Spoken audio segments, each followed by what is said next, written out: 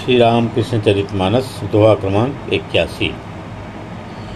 मथुरा मोहन अति गुणवंता, भयउ प्रेम वसलख भगवंता।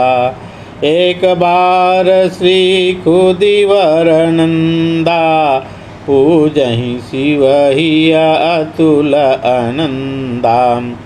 बड़ सुंदर शिव मूर्ति सुहाई, वृषडमरु त्रिशूल बल भाई। राम कृष्ण निज हाथ बनावा, जान मथुरा मन अति हरसावा। मथुरा मन मारा अभिलाषा, देख मूर्ति मन बढ़ई पिपासा। भेंट करन मथु प्रभु ही बुलावा, विनय सहित बड़ प्रीत दिखावा।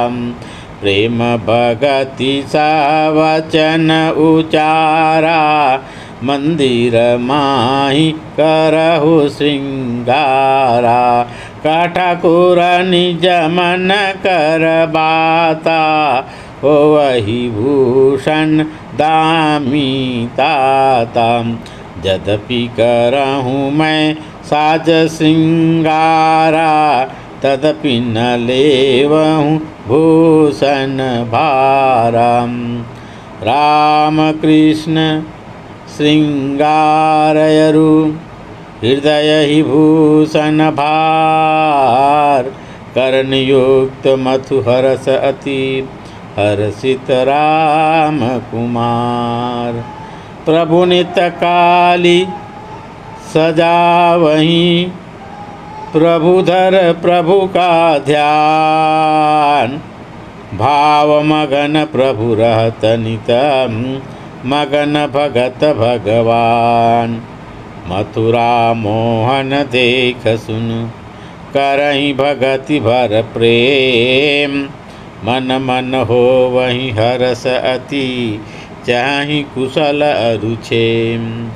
काली काली भगत का रे मन धर तुम ध्यान। हिय संशय सब नासहि, राम कृष्ण भगवान। मथुरा मोहन अति गुणवंता। मथुरा मोहन के बारे में हमने पहले ही चर्चा कर चुके हैं हम कि वे अत्यंत गुणवान थे, गुणी थे। रानी रासमणि की तृतीय और चतुर्थ दमान थी। तृतीय पुत्री करुणामयी की भी शादी हुई थी।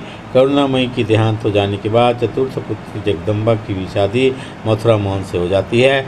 और मथुरा मोहन जो है रानी रासमणि की समस्त जमीन जायदाद की देख रेख संभाल किया करते थे। और इसी नाते वे काली मंदिर में भी, इस कालीबाड़ी का, काली उद्यान का वे मुख्य रूप से वही प्रबंधक थे। तो भयउ प्रेम बस लख भगवंता। भगवान को देख करके, भगवान श्री राम कृष्ण को देखते ही उसके रूप माधुर्य से वे ललायित हो जाते हैं और प्रेमवश हो जाते हैं। एक बार श्री खुदिवर नंदा, पूजहि शिवहि अतुल आनंदा। बड़ सुंदर शिव मूर्ति सुहाई, वृषडमरु त्रिशूल बल भाई। हम बाल लीला का वर्णन करते हुए यह वर्णन कर चुके हैं कि प्रभु श्री राम कृष्ण देव अपने हाथों से बहुत सुंदर सुंदर मूर्तियां भी बनाया करते थे बचपन से ही। तो एक बार यहाँ पे दक्षिणेश्वर में वे और हृदु दोनों एक साथ थे। तब श्री राम कृष्ण देव ने गंगा के किनारे बहुत सुंदर शिव मूर्ति का निर्माण किया था। वृष, बैल, डमरू, त्रिशूल,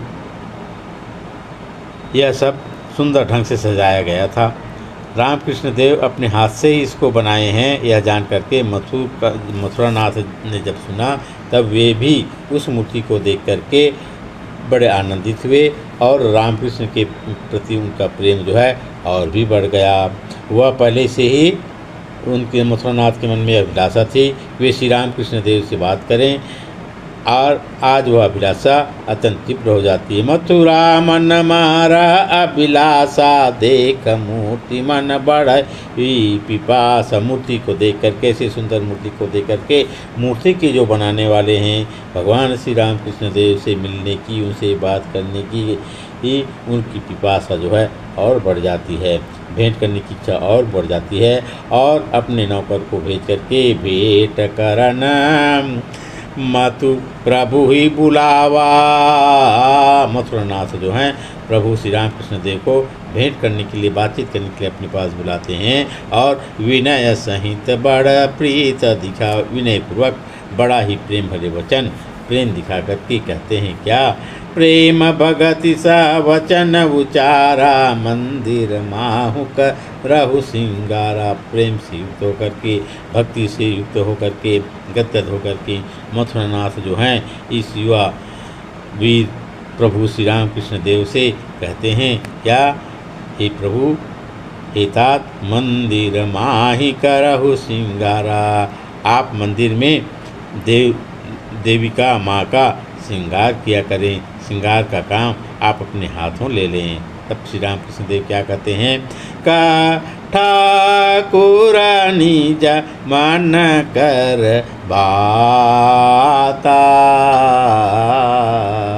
ओ वही भूषण दामी ताता। तब श्री राम कृष्ण देव जो हैं अपने मन की बात मथुरानाथ से कहते हैं कि हे तात, माँ की जो समस्त भूषण है, आभूषण है, गहना है, सोने चांदी का है, वह अत्यंत कीमती है, मूल्यवान है। और इसलिए यद्यपि करहूँ मैं साज श्रृंगारा, यद्यपि आप कह रहे हैं कि श्रृंगार करने के लिए मैं साज श्रृंगार तो कर दूंगा, फिर भी तदपि न लेवहूँ भूषण भारा, लेकिन आभूषण का भार, जवाबदारी मैं नहीं ले सकता।